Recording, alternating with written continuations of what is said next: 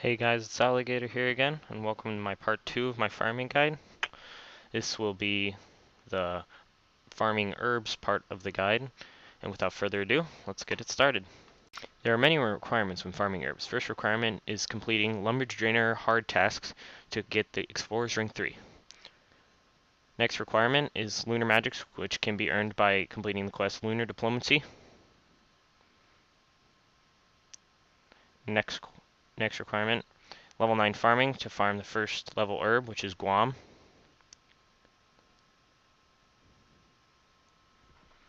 An ectophile, which can be earned by completing the Ghost Ahoy's quest. And lastly, you will need farming juju potions, which isn't a requirement, but it helps your yield by every 1/3 chance of receiving double herbs, which can increase your output by 33%. There's 5 herb patches that you can farm your herbs at. First, north of Catherby. Second patch is southeast of Falador. Third patch is east of Canifis.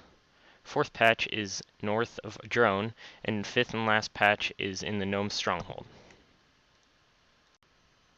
Now I'll be walking you through my farming run.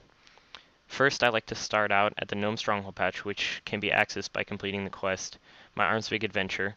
This one special thing about this patch is it can't die, but I still like to super compost it because with super compost you can get more herbs, or a better chance of getting more herbs. And another reason I start here is because it takes a while to run here, and farming juju potions only last for 5 minutes, so you want to use it and not waste the time when you have it.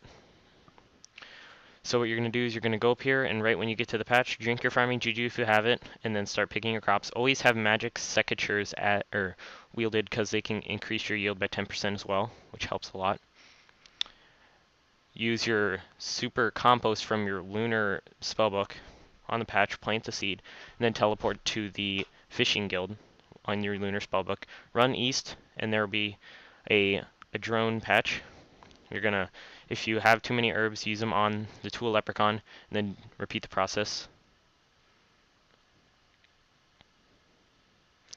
Next, teleport to Canifis with your ectophile, and run just a little bit east, and you'll find the third patch. Use your herbs on the tool leprechaun if you ever need inventory space, because he can exchange them for banknotes.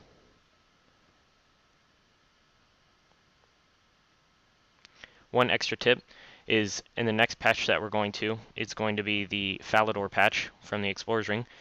If you have Falador Shield 3, you should wield that because it gives you extra experience. It's not a whole lot, but experience adds up over time and it can help you in the long run. Oh, sorry, I went to this patch first because I had to get my ring in the recording, but you should make sure you have your ring. So I did a little bit out of order, but that's all right. There doesn't really have to be a particular order. It's just first you have to do the Gnome Stronghold patch. Alright, now in this video last I go to Falador, pick the herbs, and do that. Now, that I could stop there, or I could keep going. And what I like to do is I like to farm watermelons. So after I do all my herbs and my farming juju runs out, I do all my watermelons. So I just do the same thing, but there's no there's no watermelon patches at the Gnome Stronghold, so I just have to do 4 watermelon patches. You don't have to compost the watermelon patches if you have the flower white lily, as you can see I have on my patches, because that acts as a super compost and your plants can never die if you have that planted. So that helps a lot. And unlike I am in this video, you should be wielding your magic secateurs because it can increase your yield by 10% once again, but I don't know why I wasn't wearing them, but I should have. So just go through your last 4 patches and farm all your watermelons. An average watermelon, I get about 70 watermelons usually and about 47 herbs on average. My farm runs, but I can get a lot more herbs, but I patch dye every once in a while, and etc. And experience-wise, if I'm in this video, I'm farming Lantidines, but a lot of times, or recently, I've been farming Torstals. I can get anywhere from 10 to 15k XP a farm run. This one I can get like 7 to 10k ish, but it's still good when it only takes 10 minutes to do. I mean, it's worth it. And then you can do Herbs grow every hour and 10 minutes if I recall, and watermelons or plants can grow, I think it's like an hour and 15 minutes, something like that. So usually about every hour and a half I go do a farm run to make sure everything's grown. And after this patch, we are done with my herb run. Thank you. Thank you guys for watching my farming guide part 2.